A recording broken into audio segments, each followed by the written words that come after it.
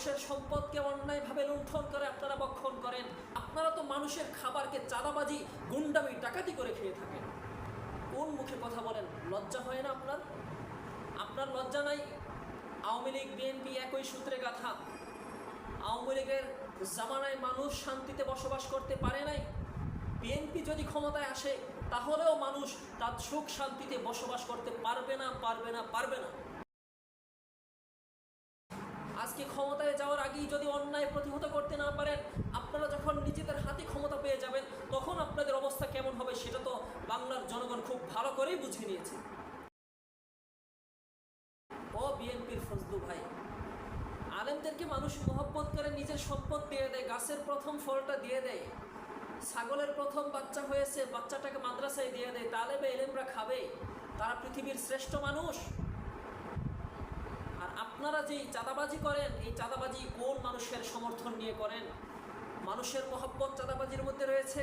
মানুষের সম্পদকে অন্যায়ভাবে লুণ্ঠন করে আপনারা ভক্ষণ করেন, সেখানে মানুষের সমর্থন রয়েছে, সেখানে মানুষ মহব্বত করে আপনাকে এগুলো দিয়েছে।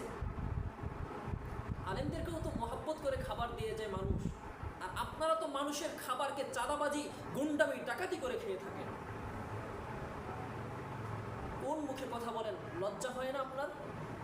আপনার লজ্জা নাই? নাই বিএনপির চেয়ারম্যান তারেক রহমানের লজ্জা? আপনার এই যে দলের একটা নেতা এই কথাগুলো বলেছে, আজ পর্যন্ত আপনি তার প্রতিবাদ করেছেন? মির্জা ফখরুল ইসলাম আলমগীর কোথায়? কোথায় মির্জা আব্বাস? দলের এই লোকগুলো যে এভাবে কথা বলছে, আপনাদের প্রতিকার কোথায়? সে তো কথাগুলোকে হক কথা বলে নাই, সে নেই কথা বলে নাই, সে অন্যায় বলেছে। আজকে ক্ষমতায় যাওয়ার আগেই যদি অন্যায় প্রতিহত করতে না পারেন, আপনারা যখন নিজেদের হাতে ক্ষমতা পেয়ে যাবেন তখন আপনাদের অবস্থা কেমন হবে সেটা তো বাংলার জনগণ খুব ভালো করেই বুঝে নিয়েছে। মুসল্লিয়ানে কেরাম, আওয়ামী লীগ বিএনপি একই সূত্রে গাথা। আওয়ামী লীগের জামানায় মানুষ শান্তিতে বসবাস করতে পারে নাই। বিএনপি যদি ক্ষমতায় আসে তাহলেও মানুষ তার সুখ শান্তিতে বসবাস করতে পারবে না, পারবে না, পারবে না, এতে কোনো সন্দেহ নেই। এই জন্য নিজের সমর্থন দেওয়ার ক্ষেত্রে খুব সাবধান, সতর্ক মুসলমান। আজকে ক্ষমতায় যাওয়ার আগেই তো তার দলের এক নেতার কথাকেই প্রত্যাখ্যান করতে পারছে না, সে অসত্য মিথ্যা কথা বলেছে, সেই কথার বিরুদ্ধে তারা দাঁড়াতে পারছে না।